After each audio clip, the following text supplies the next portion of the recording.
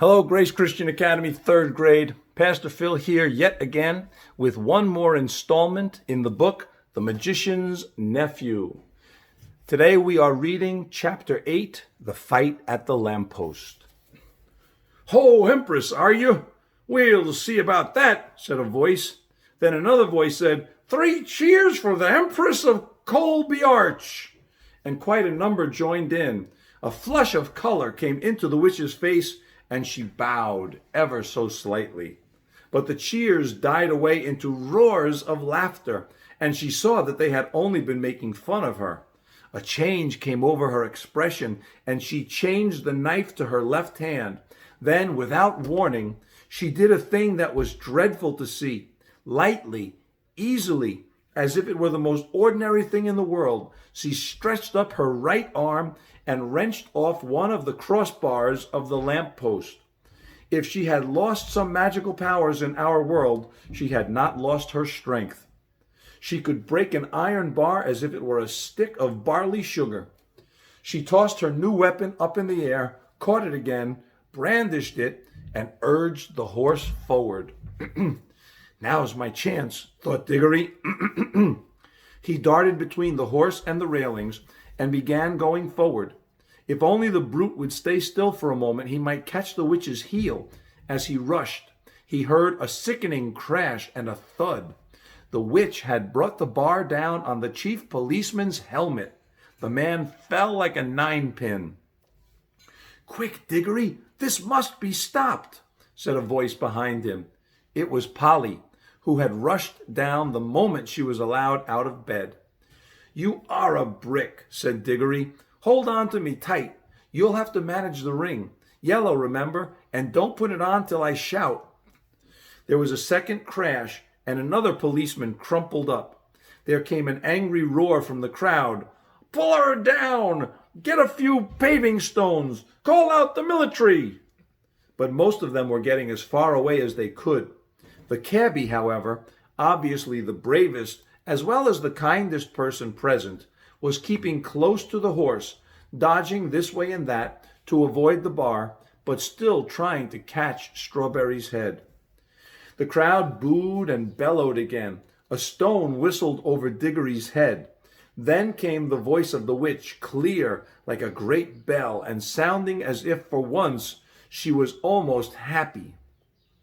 "Scum! You shall pay dearly for this when I have conquered your world. Not one stone of your city will be left. I will make it as Charn, as Felinda, as Sorlois, as Branmodin." Diggory at last caught her ankle. She kicked back with her heel and hit him in the mouth. In his pain, he lost hold. His lip was cut and his mouth was full of blood. From somewhere very close by came the voice of Uncle Andrew in a sort of trembling scream. "Madam, my dear young lady, for heaven's sake, compose yourself." Diggory made a second grab at her heel and was again shaken off. More men were knocked down by the iron bar. He made a third grab, caught the heel, held on like grim death, shouting to Polly, "Go!" Then, oh, thank goodness. The angry, frightened faces vanished. The angry, frightened voices were silenced. All except Uncle Andrew's. Close beside Diggory in the darkness, it was wailing on, "Oh, oh, is this the delirium? Is this the end? I can't bear it. It's not fair. I never meant to be a magician. It's all a misunderstanding. It's all my godmother's fault. I must protest against this. In my state of health, too. A very old Dorchester family." "Bother," thought Diggory. "We didn't want to bring him along. My hat, what a picnic. Are you there, Polly?" "Yes, I'm here. Don't keep on shoving." "I'm not," began Diggory, but before he could say anything more, their heads came out into the warm green sunshine of the wood, and as they stepped out of the pool, Polly cried out, "Oh, look! We've brought the old horse with us, and Mr. Kettley, and the cabbie. This is a pretty kettle of fish." As soon as the witch saw that she was once more in the wood, she turned pale and bent down till her face touched the mane of the horse. You could see she felt deadly sick. Uncle Andrew was shivering, but Strawberry the horse shook his head, gave a cheerful whinny, and seemed to feel better. He became quiet for the first time since Diggory had seen him. His ears, which had been laid flat back on his skull, came into their proper position, and the fire went out of his eyes. "That's right, old boy," said the cabbie, slapping Strawberry's neck. "That's better. Take it easy." Strawberry did the most natural thing in the world. Being very thirsty, and no wonder, he walked slowly across to the nearest pool and stepped into it to have a drink. Diggory was still holding the witch's heel, and Polly was holding Diggory's hand. One of the cabbie's hands was on Strawberry, and Uncle Andrew, still very shaky, had just grabbed on the cabbie's other hand. "Quick," said Polly, with a look at Diggory. "Greens." So the horse never got his drink. Instead, the whole party found themselves sinking into darkness. Strawberry neighed. Uncle Andrew whimpered. Diggory said, "That was a bit of luck." There was a short pause. Then Polly said, "Oughtn't we to be nearly there now?" "We do seem to be somewhere," said Diggory. "At least I'm standing on something solid." "Why, so am I, now that I come to think of it," said Polly. "But why is it so dark? I say, do you think we got into the wrong pool?" "Perhaps this is Charn," said Diggory, "only we've got back in the middle of the night." "This is not Charn," came the witch's voice. "This is an empty world. This is nothing." And really it was uncommonly like nothing. There were no stars. It was so dark that they couldn't see one another at all, and it made no difference whether you kept your eyes shut or opened.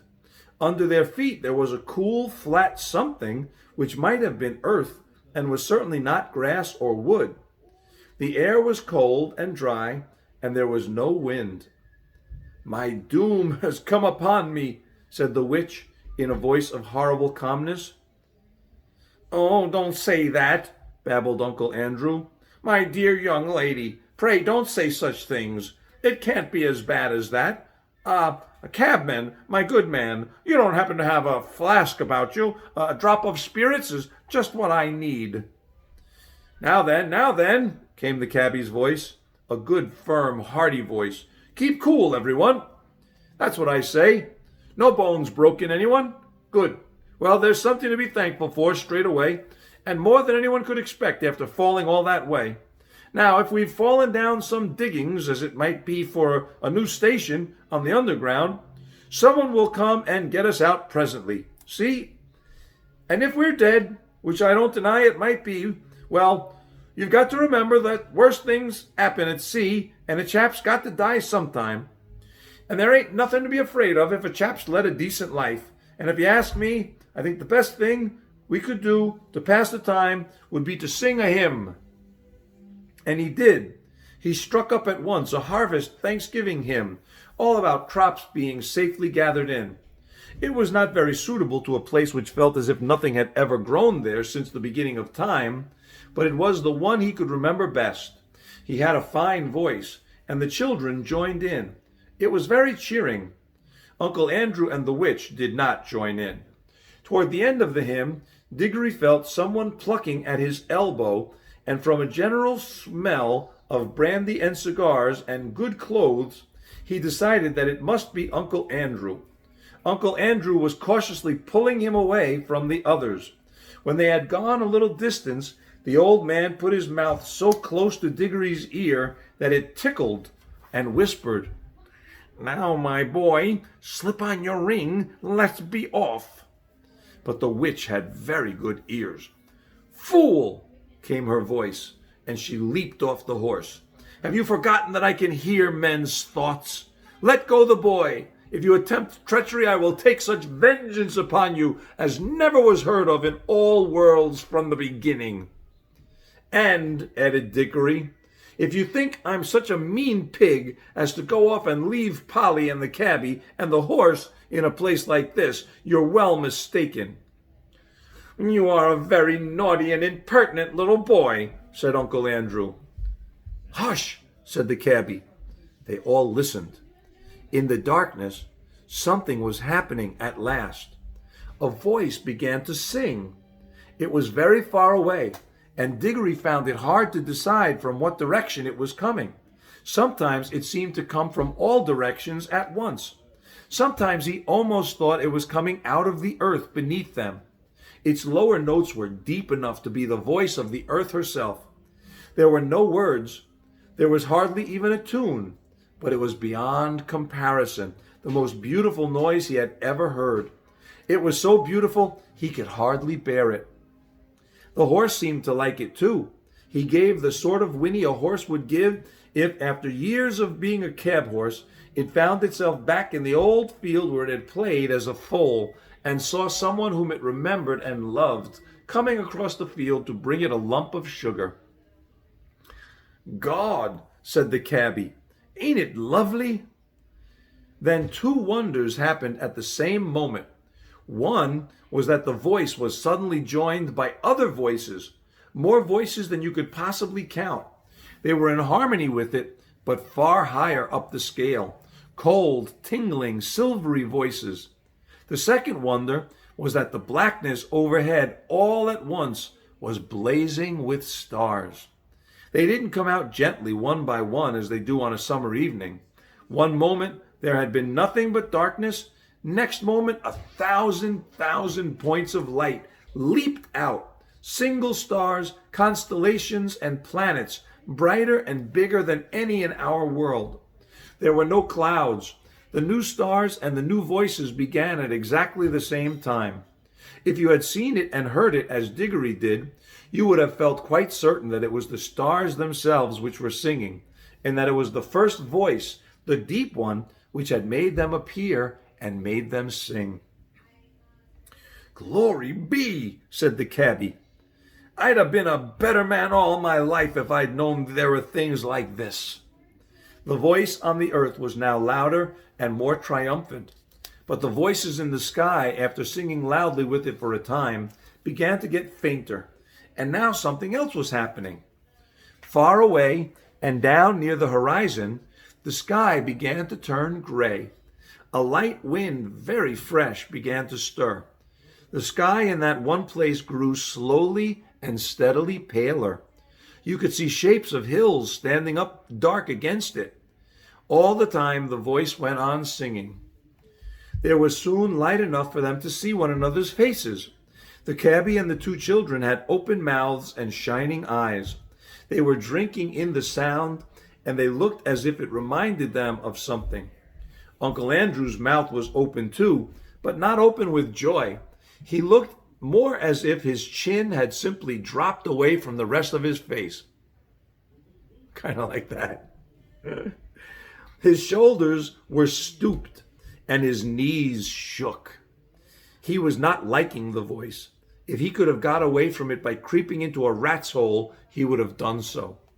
But the witch looked as if, in a way, she understood the music better than any of them. Her mouth was shut, her lips pressed together, and her fists were clenched. Like that. Ever since the song began, she had felt that this whole world was filled with a magic different from hers and stronger. She hated it. She would have smashed that whole world or all worlds to pieces if it would only stop the singing. The horse stood with its ears well forward and twitching. Every now and then it snorted and stamped the ground. It no longer looked like a tired old cab horse. You could now well believe that its father had been in battles. The eastern sky changed from white to pink and from pink to gold. The voice rose and rose till all the air was shaking with it. And just as it swelled to the mightiest and most glorious sound it had yet produced, the sun arose. Diggory had never seen such a sun. The sun above the ruins of Charn had looked older than ours. This looked younger. You could imagine that it laughed for joy as it came up, and as its beams shot across the land, the travelers could see for the first time what sort of place they were in. It was a valley. through which a broad, swift river wound its way, flowing eastward toward the sun. Southward there were mountains. Northward there were lower hills. But it was a valley of mere earth, rock, and water.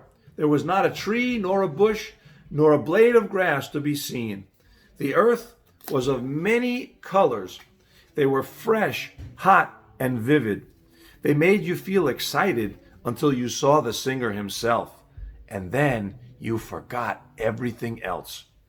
It was a lion, huge, shaggy, and bright. It stood facing the risen sun. Its mouth was wide open in song, and it was about 300 yards away.